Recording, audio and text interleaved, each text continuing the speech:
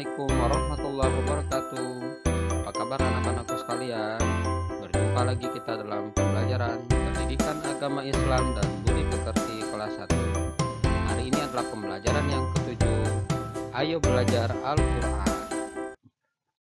Sebelum kita belajar, marilah kita membaca doa sebelum belajar bersama-sama. Baiklah, jangan lupa angkat kedua tangannya. Bismillahirrahmanirrahim. Rabbi zidni ilman warzuqni fahman waj'alni minas shalihin. Artinya, ya Allah, tambahkanlah aku ilmu, berilah aku karunia agar dapat memahaminya, dan jadikanlah aku termasuk orang-orang yang soleh. Anak-anakku sekalian, kegiatan kita hari ini adalah ayo membaca surat Al-Ikhlas dengan mengikuti contoh bacaan dari gurumu. Kemudian ayo kita hafalkan surat Al-Ikhlas ayat pertama sampai dengan ayat keempat. Jangan lupa bersama dengan orang tua di rumah ya. Dan kemudian yang ketiga, ayo mengamalkan pesan dalam surat Al-Ikhlas. Nah, anak-anak, marilah dengarkan dan boleh diikuti di rumah contoh bacaan surat Al-Ikhlas ayat 1 sampai dengan ayat keempat. Perhatikan baik-baik panjang pendeknya ya.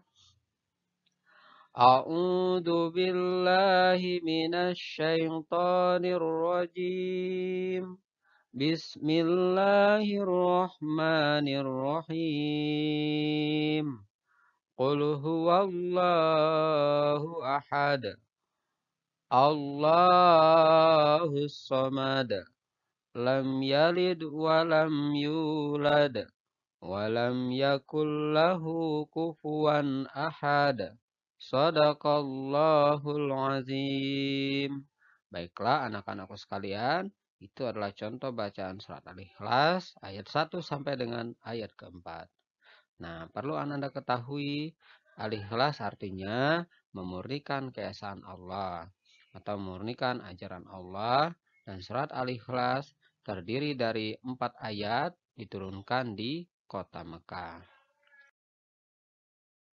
Ya, kemudian apa sih kandungan dari surat Al-Ikhlas ayat 1 sampai dengan 4? Nah, ada pesan yang terkandung dalam surat Al-Ikhlas ayat 1 sampai dengan 4. Yang pertama, kita diminta bahwa kita diperintahkan untuk mengesahkan Allah, bahwa Allah itu hanya ada satu, Allah itu tunggal, hanya kepada Allah kita beribadah. Dan Allah itu tidak punya anak dan tidak pula dilahirkan. Allah itu sendiri dan semuanya adalah atas kehendak Allah. Kemudian sebagai anak yang soleh dan soleha, sebagai seorang muslim, kita hanya beriman dan hanya beribadah serta berdoa kepada Allah. Baiklah anak-anakku sekalian, itulah kandungan atau pesan yang terdapat dalam surat Al-Ikhlas ayat 1 sampai dengan ayat keempat.